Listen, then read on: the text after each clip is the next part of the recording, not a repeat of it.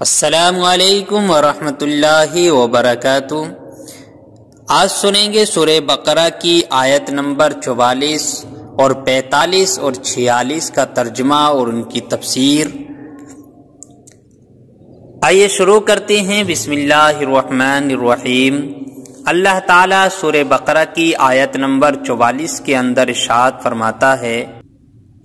أَتَأْمُرُونَ النَّاسَ بِالْبِرِّ وَتَنْسَوْنَ أَنفُسَكُمْ وَأَنْتُمْ تَتْلُونَ الْكِتَابَ أَفَلَا تَعْقِلُونَ۔ ترجمہ، کیا تم لوگوں کو بھلائی کا حکم دیتے ہو اور اپنے آپ کو بھولتے ہو، حالانکہ تم کتاب پڑھتے ہو؟ تو کیا تمہیں عقل نہیں؟ صاحب تفسیر اس آیت کے تحت لکھتے ہیں، أَتَأْمُرُونَ النَّاسَ بِالْبِرِّ، کیا تم لوگوں کو نیکی کا حکم دیتے ہو؟ یہ آیت مبارکہ ان یہودی علماء کے بارے میں ہیں جن سے ان کے مسلمان رشتہ داروں نے دین اسلام کے متعلق دریافت کیا تو انہوں نے کہا کہ تم اس دین پر قائم رہو، محمد صلی اللہ علیہ وسلم کا دین حق اور کلام سچا ہے۔ یا ان یہودیوں کے حق میں نازل ہوئی جنہوں نے مشرکین عرب کو حضور اقدس صلی اللہ علیہ وسلم کے مبعوث ہونے کی خبر دی تھی اور حضور پر نور صلی اللہ علیہ وسلم کی پیروی کرنے کی ہدایت کی تھی۔ پھر جب حضور اکرم صلی اللہ علیہ وسلم مبعوث ہوئے تو یہ ہدایت کرنے والے حسد سے خود کافر ہو گئے، تو انہیں فرمایا گیا کہ لوگوں کو نیکی کا حکم دیتے ہو اور خود کو بھلاتے ہو۔ یاد رہے کہ اس آیت کا شان نزول خاص ہونے کے باوجود حکم عام ہیں، یعنی یہ نہ سمجھیں کہ یہ یہودیوں کے ہی لیے حکم ہے، بلکہ اس آیت کا جو شان نزول ہے وہ خاص ان کے لیے تھا، لیکن اس کا جو حکم ہے وہ سب کے لیے ہے، اور ہر نیکی کا حکم دینے والے کے لیے اس میں تعزیانہ عبرت ہے۔ قول اور فعل کے تضاد کا نقصان۔ یہاں ایک بات ذہن نشین رکھیں کہ معمولی فساد اس وقت بہت بڑے فتنے اور تباہی کی شکل اختیار کر لیتا ہے جب اس کا ارتکاب کرنے والے خود وہ لوگ ہوں جو دوسروں کو تو بھلائی کا حکم دیتے ہیں، لیکن جب ان کے عمل سے پردہ اٹھے تو معلوم ہوا کہ گناہوں کے سب سے بڑے مریض تو یہی ہیں۔ انہیں یاد رکھنا چاہیے کہ قول فعل کا تضاد اور خلوت اور جلوت کا فرق دنیا اور آخرت دونوں کے لیے بہت نقصان دہ ہے۔ دنیا میں تو یہ اس قدر نقصان دہ ہوتا ہے کہ ایک مرتبہ کسی کے متعلق یہ تضاد ثابت ہو جائے تو لوگ زندگی بھر اسے منہ لگانا پسند نہیں کرتے، بلکہ ایسوں کے عمل کو دیکھ کر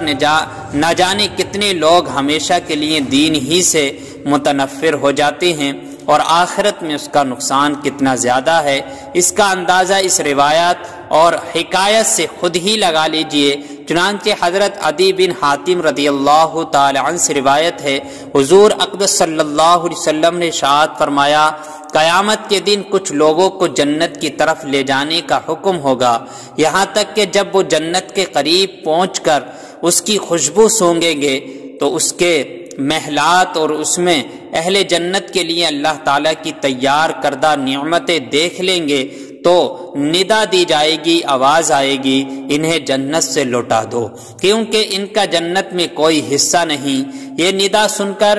وہ ایسی حسرت کے ساتھ لوٹیں گے کہ اس جیسی حسرت کے ساتھ ان سے پہلے لوگ نہ لوٹے ہوں گے۔ پھر وہ عرض کریں گے، یا رب، اگر تو اپنا ثواب اور اپنے اولیاء کے لیے تیار کردہ نعمتیں دکھانے سے پہلے ہی ہمیں جہنم میں داخل کر دیتا تو یہ ہم پر زیادہ آسان ہوتا۔ اللہ تعالی ارشاد فرمائے گا، میں نے ارادتاً تمہارے ساتھ ایسا کیا ہے، اور اس کی وجہ یہ ہے کہ جب تم تنہائی میں ہوتے تو بڑے بڑے گناہ کر میرے ساتھ اعلان جنگ کرتے، اور جب لوگوں سے ملتے تو عاجزی اور انکساری کے ساتھ ملتے تھے، تو لوگوں کو اپنی وہ حالت دکھاتے تھے جو تمہارے دلوں میں میرے لیے نہیں ہوتی تھی۔ تم لوگوں سے ڈرتے اور مجھ سے نہیں ڈرتے تھے، تم لوگوں کی عزت کرتے اور میری عزت نہ کرتے تھے، تم لوگوں کی وجہ سے برا کام کرنا چھوڑ دیتے لیکن میری وجہ سے برائی نہ چھوڑتے تھے۔ آج میں تمہیں اپنے ثواب سے محروم کرنے کے ساتھ ساتھ اپنے عذاب کا مزہ بھی چکھاؤں گا۔ اور حضرت ابراہیم تمیمی رحمت اللہ علیہ فرماتے ہیں کہ میں موت اور مرنے کے بعد ہڈیوں کی بوسیدگی کو یاد کرنے کے لیے کثرت سے قبرستان میں آتا جاتا تھا۔ ایک رات میں قبرستان میں تھا کہ مجھ پر نیند غالب آ گئی اور میں سو گیا تو میں نے خواب میں ایک کھلی ہوئی قبر دیکھی اور ایک کہنے والے کو یہ کہتے ہوئے سنا، یہ زنجیریں پکڑو اور اس کے منہ میں داخل کر کر اس کی شرمگاہ سے نکالو۔ تو وہ مردہ کہنے لگا، یا رب، کیا میں نے قرآن نہیں پڑھا؟ کیا میں نے تیری حرمت والے گھر کا حج نہیں کیا؟ پھر وہ اسی طرح ایک کے بعد دوسری نیکی گنوانے لگا تو میں نے سنا تو لوگوں کے سامنے یہ اعمال کیا کرتا تھا، لیکن جب تو تنہائی میں ہوتا تو نافرمانیوں کے ذریعے مجھ سے مقابلہ کرتا اور تم نے میرا کچھ خیال نہ کیا۔ یہاں پر وہ لوگ دھیان دے اور ذہن نشین رکھے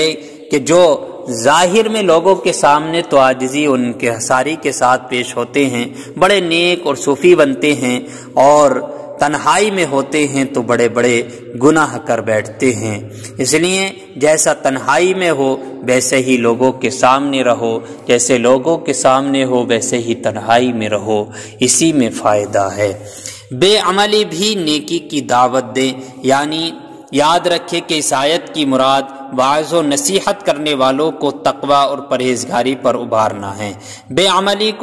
عمل کو واعظ سے منع کرنا مقصود نہیں، یعنی یہ فرمایا کہ جب دوسروں کو واعظ و نصیحت کرتے ہو تو خود بھی عمل کرو، یعنی جب تم دوسروں کو نصیحت کر رہے ہو، دوسروں کو تو سمجھا رہے ہو کہ اچھے کام کرو اور خود نہیں کرتے تو یہ آپ کے لیے بڑا گھاٹے کا سودا ہے۔ اور آپ جس چیز کو سمجھا رہے ہیں اور جس کو نصیحت کر رہے ہیں آپ خود بھی اس پر عمل کرو۔ یہ نہیں فرمایا کہ جب عمل نہیں کرتے تو واعظ و نصیحت کیوں کرتے ہو، بلکہ آپ دوسروں کو نصیحت کیجئے۔ اگر آپ عمل نہیں کرتے ہیں تو اس کا گھاٹا آپ اٹھائیں گے، کیونکہ عمل کرنا ایک واجب ہے اور دوسرے کو برائی سے روکنا دوسرا واجب ہے۔ اگر ایک واجب پر عمل نہیں تو دوسرے سے کیوں روکا جائے؟ حضرت انس بن مالک رضی اللہ تعالی عنہ فرماتے ہیں کہ ہم نے عرض کی، یا رسول اللہ صلی اللہ علیہ وسلم، ہم اس وقت تک دوسروں کو نیکی عمل کرنے کی دعوت دیں جب تک ہم خود تمام نیک اعمال نہ کرنے لگ جائیں، اور ہم اس وقت تک لوگوں کو برے کاموں سے منع نہ کریں جب تک ہم خود تمہیں تمام برے کاموں سے رک نہ جائیں۔ حضور صلی اللہ علیہ وسلم نے ارشاد فرمایا، ایسا نہ کرو بلکہ تم نیک اعمال کرنے کا حکم دو اگرچہ تم خود تمام نیک اعمال نہیں کرتے، اور برے اعمال کرنے سے منع کرو اگرچہ تم تمام برے اعمال سے باز نہیں آتے۔ یہ اس حدیث سے اور ان روایات سے ہمیں پتہ چلتا ہے کہ اگر کوئی واعظ و نصیحت کرنے والا اگر وہ خود بے عمل ہے تو ہمیں یہ نہیں کہنا چاہیے کہ اسے روکنا نہیں چاہیے، یہ نہیں کہنا چاہیے کہ خود تو بے عمل ہے ہمیں نصیحت کر رہا ہے، بلکہ اسے نصیحت کرنے کا الگ ثواب ہے اور اس پر عمل کرنے کا الگ ثواب ہے۔ تو نصیحت کرتے رہنا چاہیے اور کوشش کرتے رہنا چاہیے کہ خود بھی اس پر عمل کرے۔ اللہ تعالی ہم سب کو ان باتوں پر عمل کرنے کی توفیق عطا فرمائے۔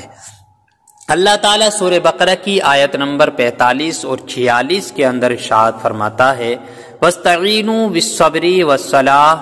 وَإِنَّهَا لَكَبِیرَةٌ إِلَّا عَلَى الْخَاشِعِينَ الَّذِینَ یَظُنُّونَ أَنَّهُمْ مُلَاقُو رَبِّهِمْ وَأَنَّهُمْ إِلَیْهِ رَاجِعُونَ۔ ترجمہ، اور صبر اور نماز سے مدد حاصل کرو، اور بے شک نماز ضرور بھاری ہے مگر ان پر جو دل سے میری طرف جھکتے ہیں، جنہیں یقین ہے کہ انہیں اپنے رب سے ملنا ہے اور انہیں اسی کی طرف لوٹ کر جانا ہے۔ صاحب تفسیر اس آیت کے تحت لکھتے ہیں، وَاسْتَعِینُوا بِالصَّبْرِ وَالصَّلَاةِ، اور صبر اور نماز سے مدد حاصل کرو۔ اس آیت کی ایک اور تفسیر یہ ہے کہ اس سے پہلے آیت میں بنی اسرائیل کو سید المرسلین صلی اللہ علیہ وسلم پر ایمان لانے، ان کی شریعت پر عمل کرنے، سرداری ترک کرنے اور منصب و مال کی محبت دل سے نکال دینے کا حکم دیا گیا، اور اس آیت میں ان سے فرمایا جا رہا ہے کہ اے بنی اسرائیل، اپنے نفس کو لذتوں سے روکنے کے لیے صبر سے مدد چاہو، اور اگر صبر کے ساتھ ساتھ نماز بھی مدد حاصل کرو گے نماز سے بھی، تو سرداری اور منصب اور مال کی محبت دل سے نکالنا تمہارے لیے آسان ہو جائے گا۔ بے شک نماز ضرور بھاری ہے، البتہ ان لوگوں پر بھاری نہیں جو دل سے میری طرف جھکتے ہیں،